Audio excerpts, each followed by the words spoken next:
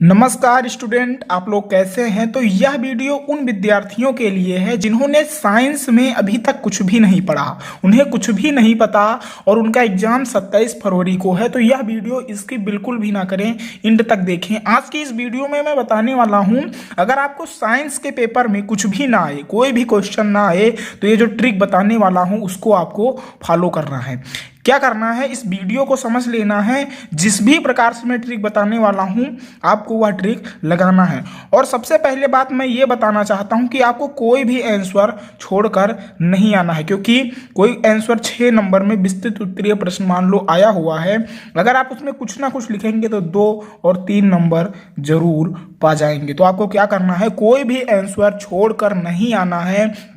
मैं बताने वाला हूं कि आपको कैसे आंसर लिख के आना है। क्या करना है, अगर आप कुछ भी नहीं जानते तो आपको कोई भी आंसर छोड़ना नहीं है। जो मैं बताने वाला हूं उस तरीके से आपको लिखना है। अगर आप चैनल पे पहली बार आए हैं तो चैनल को सब्सक्राइब कर लीजिए, क्योंकि यहाँ पे कक्षा 10 की पूरी तैयारी ऑल सब्जेक्ट की कराई जाती है। तो आइए देखते हैं, जो ट्रिक मैं बताने वाला हूं उसको आप जरूर फॉलो करें। अभी समझ लीजिए, जैसे ये क्वेश्चन आया हुआ है कि ओम का नियम लिखिए, आप इसे नहीं जानते हैं। इस प्रकार से क्वेश्चन पूछा जाएगा कि ओम का नियम लिखिए। अगर आप इसे नहीं जानते तो आपको कैसे लिखना है, कोई भी क्वेश्चन हो उसको कैसे लिखना है। सबसे पहले जिस भी क्वेश्चन में वो पूछा गया है उसका उत्तर नंबर डाल लीजिए। मान लीजिए ये पहले क्वेश्चन में पूछा गया है तो हमने डाल लिया उत्तर नंबर 1। अब जो भी लिखना है तो उसकी हम हेडिंग डालेंगे। हेडिंग जरूर डालिए। अगर जो ये करते हैं तो आपका जो नंबर है वो कटेगा नहीं। अगर 4 नंबर का होगा तो 3 नंबर और 2 नंबर जरूर मिलेंगी। तो आपको हेडिंग जरूर डालना है। अभी मान चलो ओम का नियम पूछा गया है तो हमने क्या किया, ओम का नियम का हेडिंग डाल लिया। अब अगर हम इसकी परिभाषा नहीं जानते तो ये जो 4 अक्षर दिए हुए हैं इनको जरूर लिखना है। क्या लिखना है, अगर ओम का नियम पूछा गया है तो आपको ओम के नियम के अनुसार इतना जरूर लिखना है।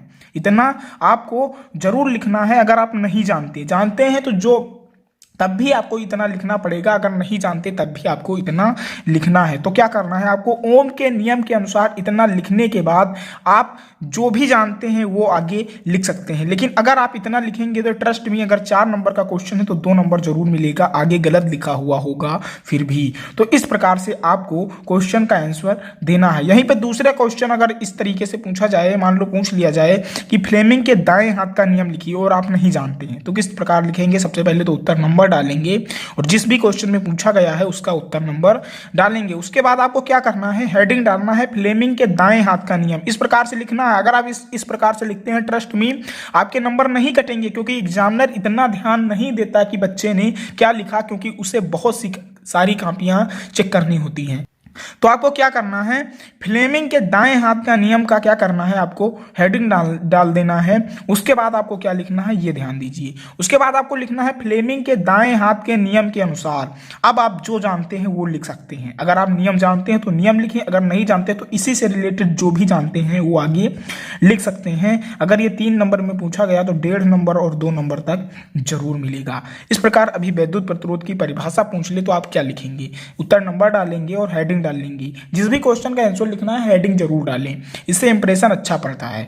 तो आप विद्युत प्रतिरोध का क्या करेंगे, हेडिंग डालेंगे। अब आपको नहीं आता है इसकी परिभाषा, नहीं जानते हैं, तो आपको क्या करना है, विद्युत प्रतिरोध हुआ है जो, इतना लिखना है आपको, विद्युत प्रतिरोध हुआ है जो। उसके आगे आप जो भी समझ पा रहे हैं, जो भी वर्ड आ रहे हैं आपके दिमाग में वो लिख सकते हैं। अगर आप इस तरीके से लिखते हैं तो कोई भी आपको फेल नहीं करेगा और आप अच्छे अंकों से पास हो जाएंगे। तो इस ट्रिक को जरूर अपनाएं। ये ट्रिक बहुत ही आसान थी और बहुत ही काम की थी। तो आपको क्या करना है, इन ट्रिक को जरूर फॉलो करना है। अगर आप क्वेश्चन जानते हैं तो अच्छी बात है, नहीं जानते हैं तो आपको सबसे पहले कोई भी क्वेश्चन छोड़ना नहीं है। अगर वो 6 नंबर का है तो 4 नंबर, 2 नंबर, 3 नंबर इस प्रकार से जरूर मिलेंगे। अगर आप कुछ ना कुछ उसमें लिख कर आते हैं, ट्रस्ट मी, अगर आप लिखते हैं तो आपके जो नंबर है वो बहुत कम नहीं आएंगे, अच्छे से आएंगे। क्योंकि आप जब लिखेंगे नहीं, पूरी कॉपी सादी रहेगी तो उसमें नंबर नहीं आएंगे।